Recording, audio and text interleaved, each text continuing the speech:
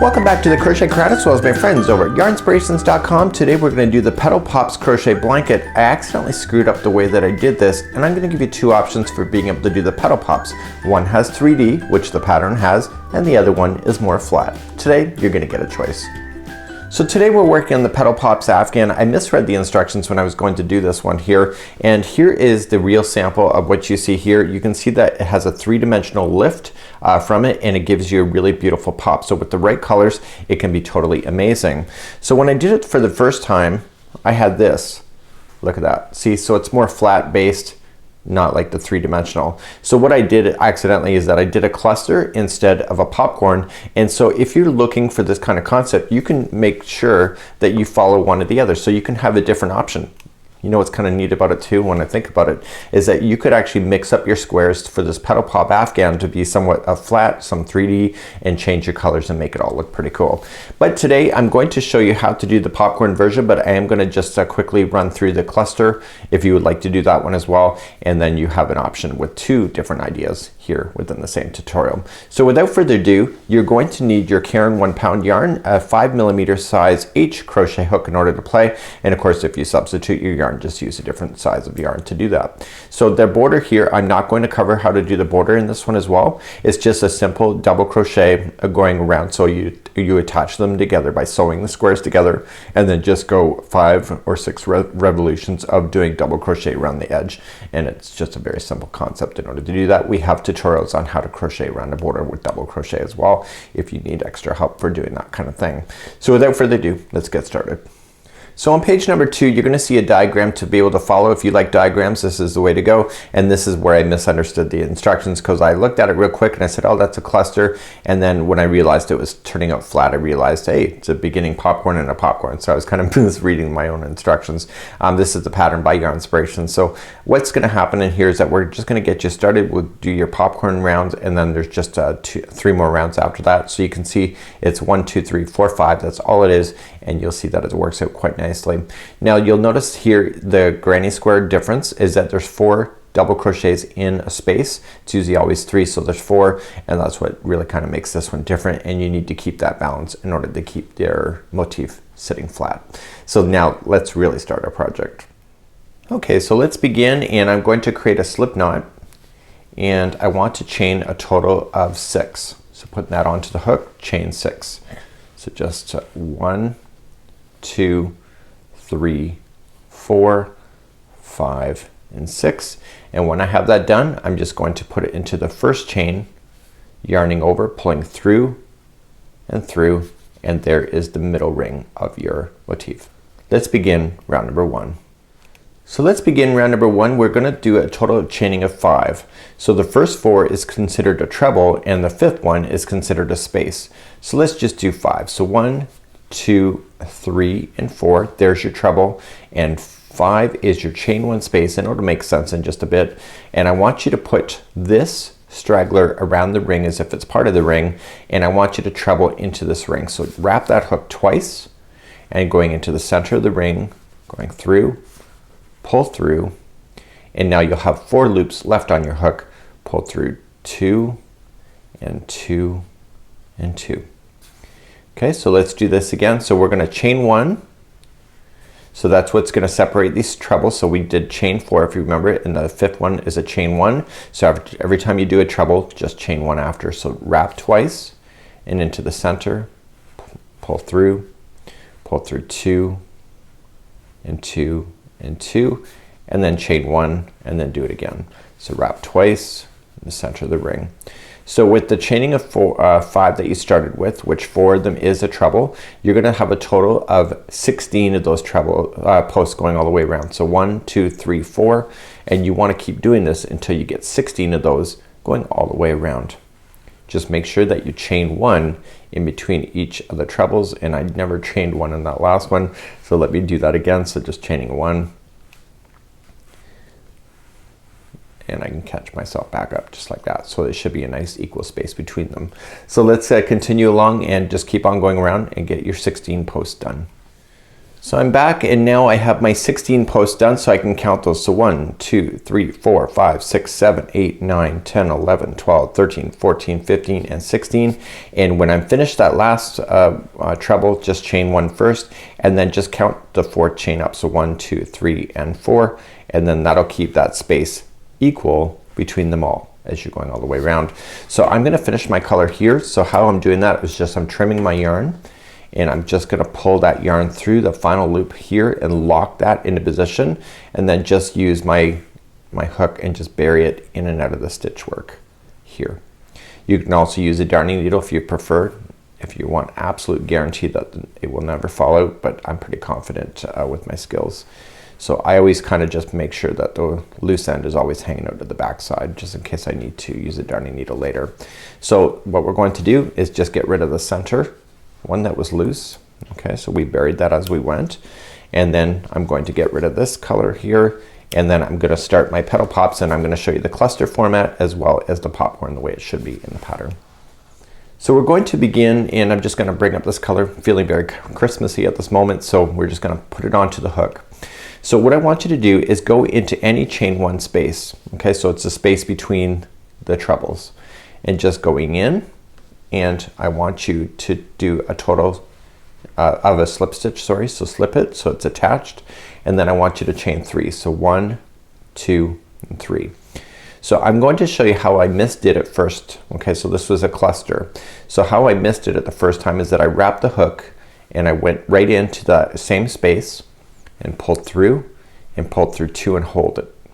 And then I wrapped it again, I went into the same space, pull through, I pulled through 2 and hold it, and then I wrapped again, same space, pulled through 2 and hold it.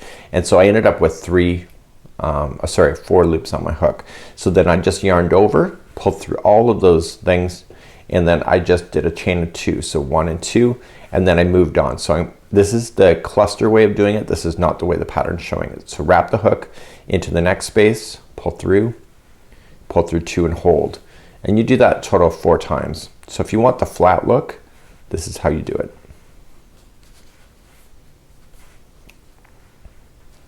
So this time, because you've already started with the 1 loop here that's part of this original, there should be a total of 5 loops. Pull through all 5 and then chain 2. And I'm gonna show it one more time and then I'm gonna pull out and show you how it's done, really done in the pattern. So going to the next chain 1 space, wrap, pull through 2,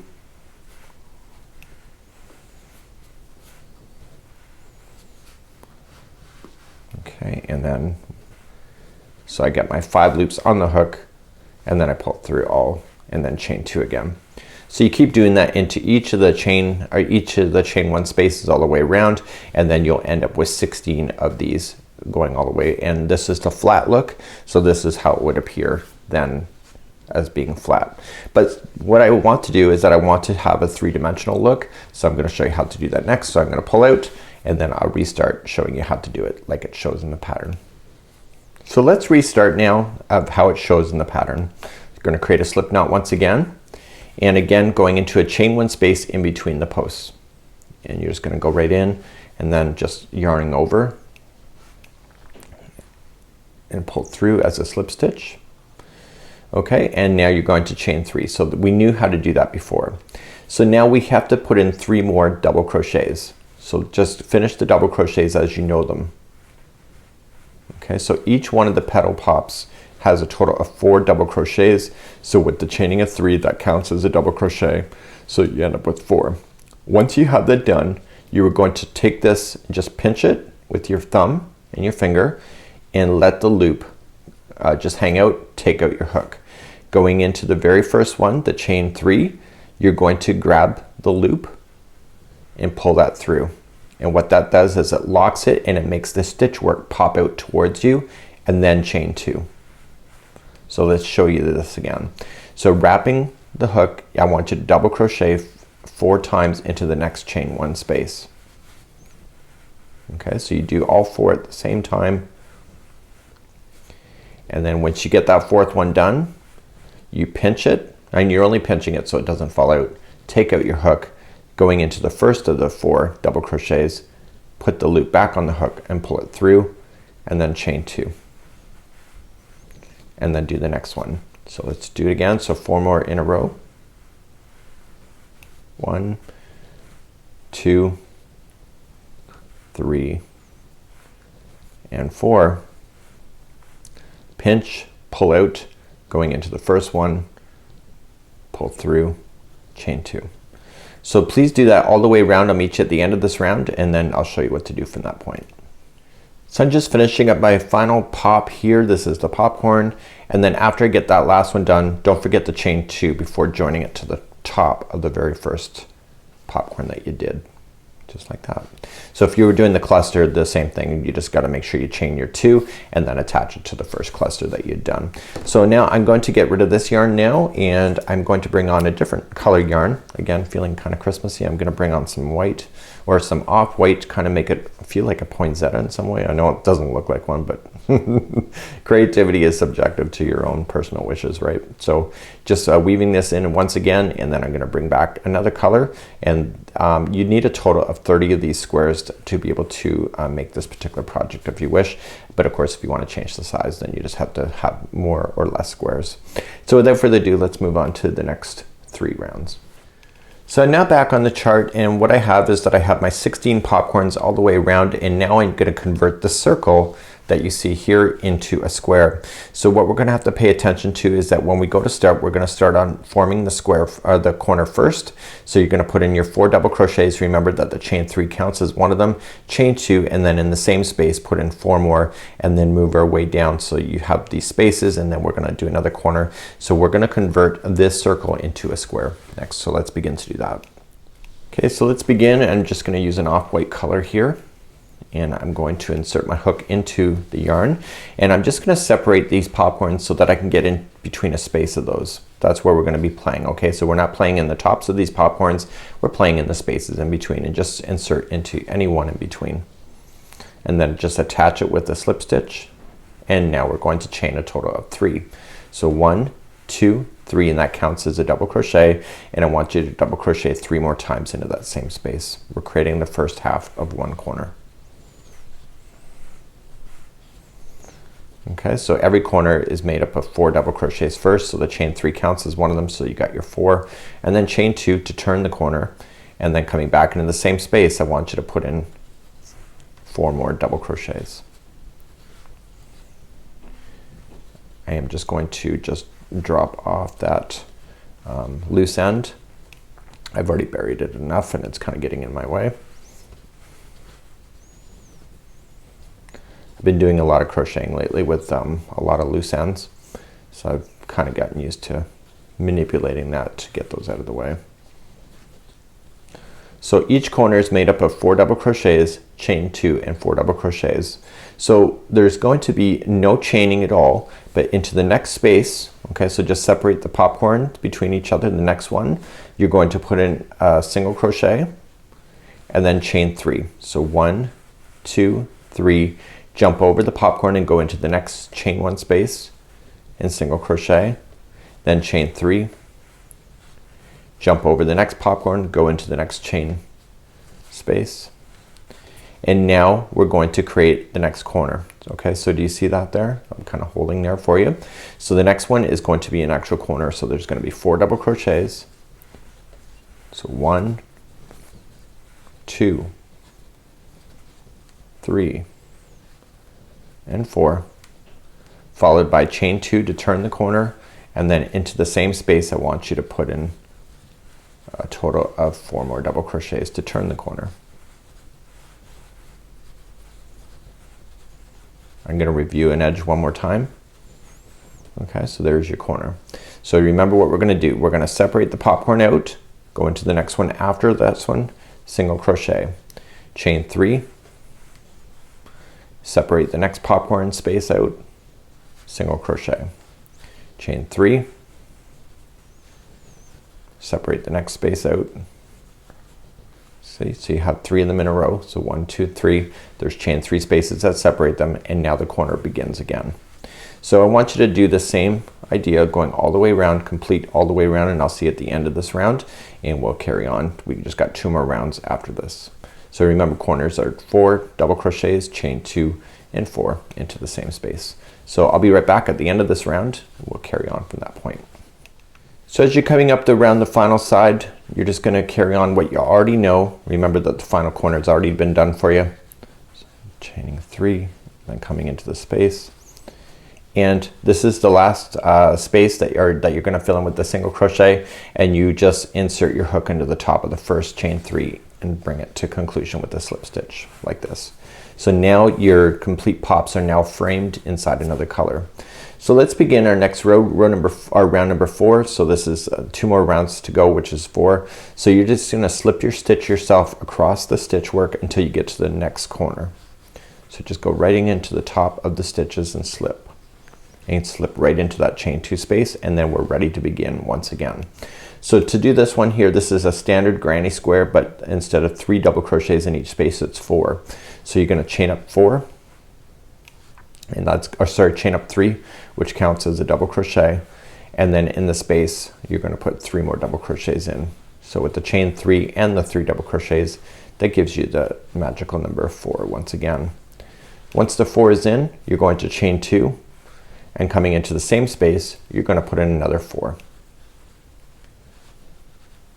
Now if you're used to grannies always putting in 3, I found myself kind of struggling a little bit in the very beginning to make sure I did 4, because you automatically always want to do 3. So once you have that done, chain 1, and then just come to the next space, which is right here. Okay, so it's this chain 3 space right here. Just jump on over and just put in 4 double crochets. 1, 2, 3, and 4, and then chain 1, and then jump into the next space right here. Okay, and put in 4. So 1, 2, 3, and 4, and then chain 1, and now the next one is in a corner. So in the corners, remember, it's always going to be 4 double crochets. So 1, 2, 3, and 4, followed by chain 2 and 4 more double crochets into that same space. So 1, 2,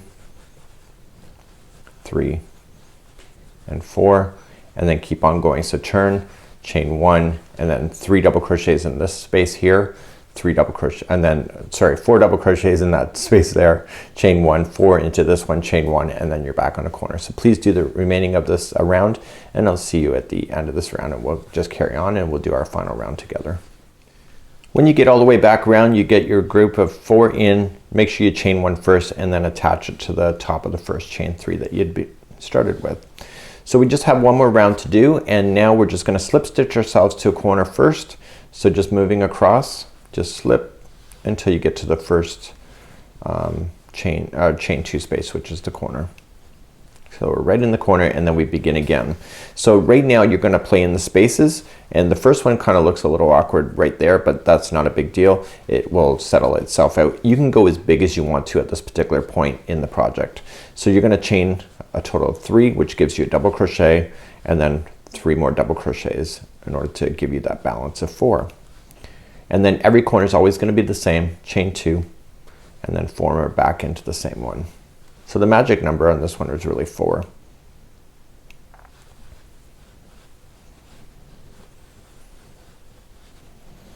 So after you get that done, chain 1, and then just skip to this chain 1 space, the next one right here, and put in 4. So 1, 2, 3, and 4. Then chain 1, and then go into the next one. So this one right here, that's the space in between them, and put in 4. So once you get to this round, all of the spacing will look the same. So you can go as big as you need to from this particular point. So the bigger you do squares, make sure you chain 1 after you do that. And so the bigger you do the squares, the less squares you need to make on a project. It does change your yarn counts a little bit as well. So, but you know what, I would rather have bigger squares than lots of little squares. That's just my own personal preference. So I chained 1 after I did this 4. Again, another corner. So it's 4 double crochet, followed by chain 2 to turn, and then to turn the project, and 4 more into the same one. So what I'll do is that you can do the rest of this on your own, and then I'll meet you at the end of this round, and then that's it. So these are all these squares are, and then you can sew them together and then apply your double crochet borders. We have a tutorials for that on the Crochet Crowd YouTube channel. Just look up borders double crochet and that'll come up, and there's, I believe, 6 rounds of that. So remember, you chain 1 after you do the corner, come into the first space, 4 double crochet, followed by a chain 1, come into the next space here, 4 double crochet,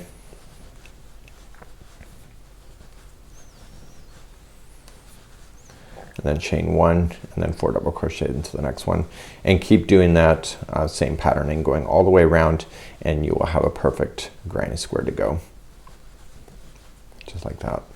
So once everything is sewn together, you'll see that it will lay out really quite beautifully as well.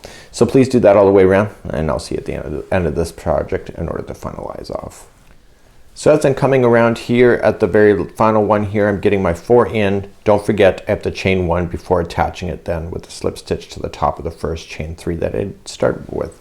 So if you want to go continually more around, you just slip stitch to the corner again. I meant chain 3 more double crochets in, chain 2, and then double crochet 4, and then just move around again. Each one gets 4 double crochets with the chain 1 in between them. Corners again, 4 double crochets, chain 2, 4 double crochet.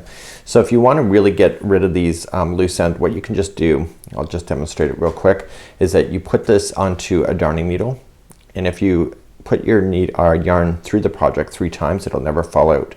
So going in the direction from which you came, just underneath the stitch work so you don't impede on the edge, just drag it through, okay? And don't reef on it so that you make it not form properly, and then go back the other way through a different path but similar area, so for 2, and then back again through a different path in the other direction for a 3rd time. And what that will do is that your project strand will never fall out because it's been in there. So you can do that with all of the particular yarn strands if you had them when you went to go start. I buried this one as I went, so I'm okay with just getting rid of that right out of there, and that's all it is. So this is the Petal Pop square, and this is a really kind of a neat idea. It's just really quite simple. I have a loose strand right here that I can just deal with in just a moment or two. You know, you got to look at these things really kind of objectively. So here's the yarn strand. It's just popping out a little bit, but because there's such a color difference, it's quite noticeable for me. So now I can just, yep, see it's all gone. So this is a neat idea. So this is the Petal Pops Afghan. I think it's a really cool idea, and you can have some fun, whether it's 3-dimensional, just like you saw here. Okay, this is using Caron 1 pound here, or you can do it flat by using a cluster work. Either way, it's still the same instructions after you're finishing it, and that's all there is to it. So I used a Caron Simply Soft just for this one, and you can see the difference. I used the same size hook that was recommended, and you can see the thickness of the yarn changed the size of the square. So until next time, I'm Mikey on behalf of Yarn Inspirations as well as the crochetcrowd.com. We'll see you again real soon. Bye-bye.